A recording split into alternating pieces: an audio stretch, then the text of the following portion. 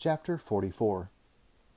There were still some hours of daylight left for travel, so after a quick meal, Will and Horace remounted and pushed on after the outsiders. Sensing that in the days to come he would have a need for concealment, Horace was now eager to experiment with the camouflage cloak that Halt had given him.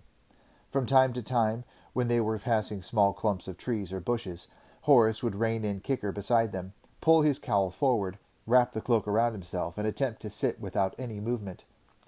"Can you see me now?" he would ask. Sighing, Will would pretend to search for him, thinking that his friend, the foremost knight of the kingdom of Araluan, a warrior who would be feared and respected on any battlefield, was behaving like an overgrown child with a new toy.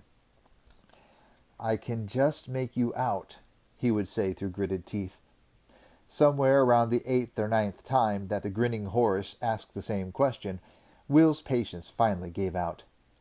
"Horace," he said wearily, "you're sitting on top of a great big brown battle horse. It's nearly 2 meters high and 3 meters long and weighs 1/4 of a ton. Of course I can see you." Horace looked crestfallen. "But if Kicker weren't here, could you see me then?" "A little hard to answer, Horace," Will said, "because Kicker is there, and it's hard to ignore him. He sort of draws the eye, and that goes against the whole concept of camouflage and concealment, you see."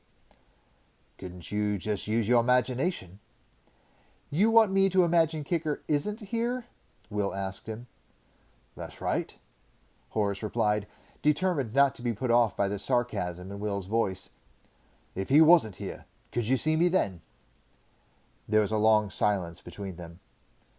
"Let's push on for a few more hours before we stop for the night," Will said. He thought the wisest course was to ignore Horace's question. Horace shrugged agreeably. "Suits me," he said. Then he added at an afterthought, "Are you sure you won't lose track of me? I could just disappear in the dark." "I'll do my best," Will said. Just for a moment, he wished his friend would disappear. That night they had a cold camp and rose at dawn to continue. They were drawing closer to their quarry now, assuming that the cave complex was Tennyson's planned destination. Horace abandoned his light-hearted attempts at concealment and became far more businesslike in his approach. It occurred to Will, as it had to Horace in recent times, that Horace might well have been engaging in a subtle piece of leg-pulling with all his can-you-see-me-now antics.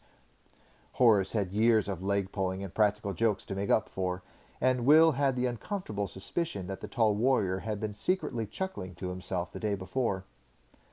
The ground began to rise now as they found themselves heading for the line of hills. The trees were fewer and farther between, and they moved carefully, conscious that they could be hidden watchers observing their approach. But there was no sign that they had been seen, and eventually the ground leveled out into a plateau, leading to the foot of the hills proper. The trees grew more thickly here, and the two friends reined in, concealed by the shadows of a large grove, surveying the open ground that remained before them. Just a few hundred meters distant, the hills rose into the sky, steep and forbidding, a natural barrier. There was no sign of Tennyson or any of his followers. "Nobody here," Horace muttered. "Nobody we can see," Will amended. He was peering closely at the base of the hills. The sun was sinking in the west, and even though it threw direct light on the hills, the irregular folds of the sandstone created patches of light and shade, and several darker patches could well have marked the entrance to caves, or they could have just been deeper shadows.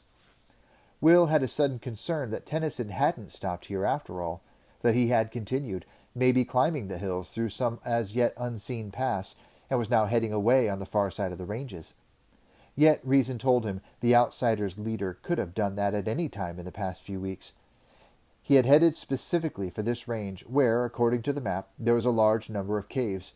If he'd wanted to simply disappear into the east, he could have done so without the difficulty of having to find his way over the hills. And now that he could see them, Will realized that they were closer to cliffs than hills, and that finding a way across them would be difficult indeed. Horace nudged him with his elbow. "Smell that?" Will raised his head and sniffed the air experimentally. He caught the very slightest scent of wood smoke on the air.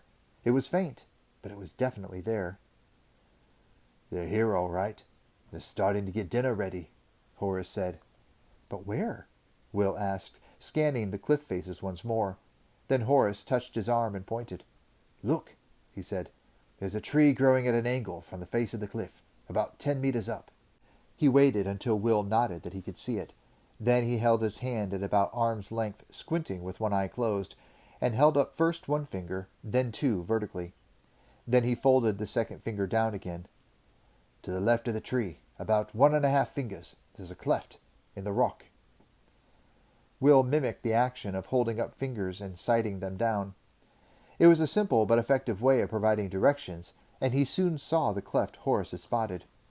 A thin gray ribbon of smoke issued from it. The faint breeze grabbed it almost immediately and dissipated it, but it was there, and so, he realized, was Tennyson.